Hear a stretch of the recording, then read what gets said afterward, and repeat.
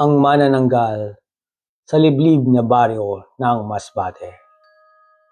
Ang ikalawang yugto.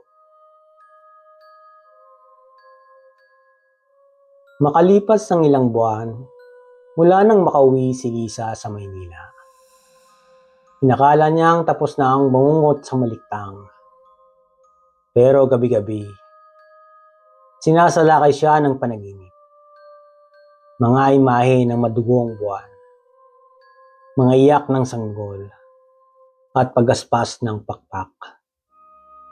Isang gabi, nagising siya sa malamig na pawis.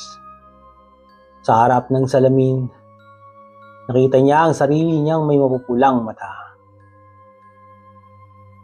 Nag-iiwan siya ng sumpa, bulong ng isang boses sa kanyang isipan.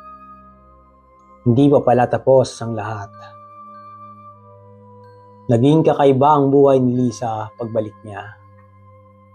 Sa trabaho, hindi siya makapag-concentrate. Sa eskwelahan, laging parang may sumusunod sa kanya. Minsan, isang gabi, habang nag-i-edit siya ng footage, napansin niyang unti-unti nang nagbabago ang itsura ng mga video.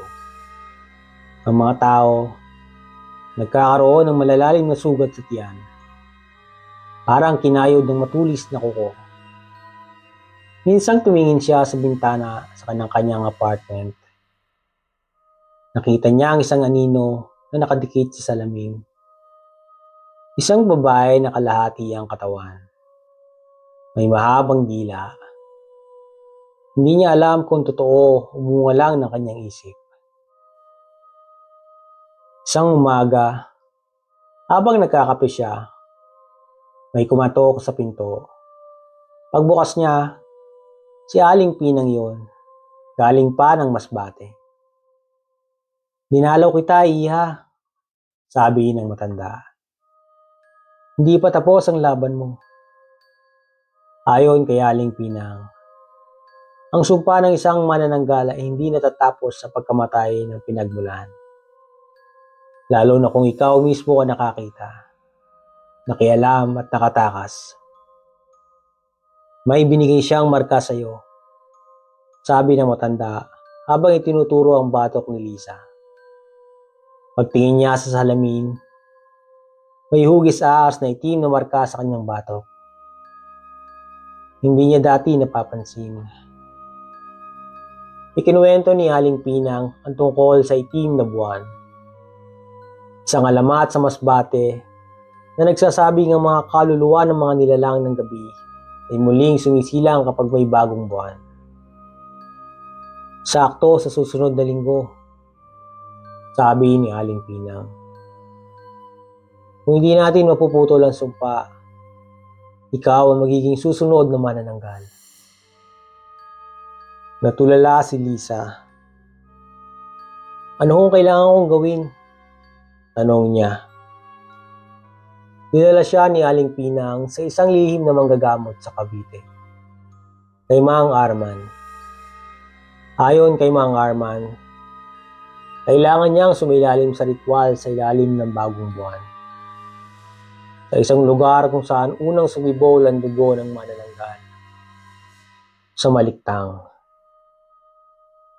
Ibig sabihin, kailangan niyang bumalik sa baryo kung saan nagsimula ang lahat. At kailangan niyang harapin ang nilalang na nasa loob na mismo ng kanyang katawan. Naglakbay muli si Lisa patungong Masbate. Ang dating baryo ng Maliktang ay parang mas madilim na ngayon. Pagbaba niya ng jeep, wala na ang mga batang naglalaro. Tahimik ang paligid. Tila ba alam ng buong baryo ang kanyang pagdating. Sinalubong siya ni Andrea. Ngayon ay may mga anak na. At si Mang Cesar. "Alam naming babalik ka," sabi ni Mang Cesar. "Ramdam namin ang paggalaw ng hangin." At sa gabi ring iyon, nagsimula ang mga hindi maipaliwanag na pangyayari. Biglang namatay ang mga ilaw. Umalingaw-ngaw ang iyak ng sanggol. Lumitaw ang mga ninong may pakpak. Hindi na ordinaryo ang nararamdaman ni Lisa. Tuwing hating gabi, parang gusto niyang lumipad. Parang may humihila sa kanyang katawan palayo sa lupa. Sa isang gabi, nakita ni Andrea si Lisa sa labas ng kubo. Nakatingala sa buwan. Umiiyak habang dahan-dahang humahaba ang dila nito. Nag-uumpisa na! Sigaw ni Andrea.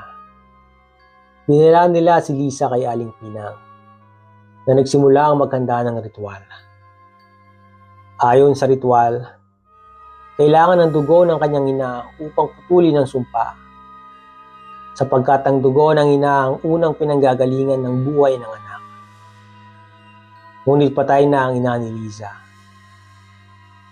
May paraan, sabi ni Aling Pinang. Sa lumang sementeryo ng Maliktang, nakalibing ang katawan ng iyong inang lola. Kailangan nating hanapin ang kanyang labi. Si Lisa, bagamat takot, ay pumayag na rin. Madaling araw, nagtungo sila sa sementeryo. Ang sementeryo ay napapalibutan ng mga punong balete at amorsek. Sa gitna ng dilim, hinukay nila ang isang lumang nicho. Sa bawat paghukay nila ng lupa, palapit ang pagaspas ng mga nilalang sa itaas. Pagkakita nila sa buto ng matandang babae, agad hinugot ng mga arma ng maliit na kutsilyo. Piniga ang ilang patak ng dugo ni Lisa sa bungo, saka inusal ang mga dasal sa lumang wika. Habang isinasagawa ang ritual, lumitaw ang nilalang na kalahati ang katawan. Hindi si Elena, kundi isang bagong nilalang, mas malakas at mas marahas. Lumipad ito pababa, sumugod sa kanila. Sa huling segundo, tumayo si Lisa at humarap sa nilalang. Sa kanyang kamay, umikislap ang pulang marka na ngayon nagiging apoy. Isinlakbo niya ang apoy sa nilalang. Napasigaw ito, nangisay, at naglaho sa hangin. Nang matapos ang ritual, bumalik ang tahimik na hangin ng Maliktang. Sa pagsikat ng araw, nagising si Lisa na parang bagong silang. Wala nang itim na marka sa kanyang batok. Tiningnan siya ni Aling Pinang at tumiti. Malaya ka na, Iha. Bumalik ang kulay ng baryo. Ang mga tao muling lumabas ng bahay. Ang mga bata naglaro na muli sa lansangan. Pagbalik ni Lisa sa Maynila, nagpasya siyang ilabas ang kanyang dokumentaryo. Pero hindi tungkol sa manananggal. Isinalaysay niya ang tapang ng mga taga-baryo. Ang mga alamat na nagbibigay hugis sa ating pagkatao. Ngunit minsang tinitingnan niya ang footage sa kanyang laptop. Isang eksena ang hindi niya matanggal. Habang kinukunan niya ang sementeryo, may isang pares ng pulang mata na sumilip sa malayo. Isang paalala. Hindi lahat ng nilalang ng gabi ay kayang talunin sa apoy. Minsan, may mga sumpa na natutulog lamang, naghihintay muling magising.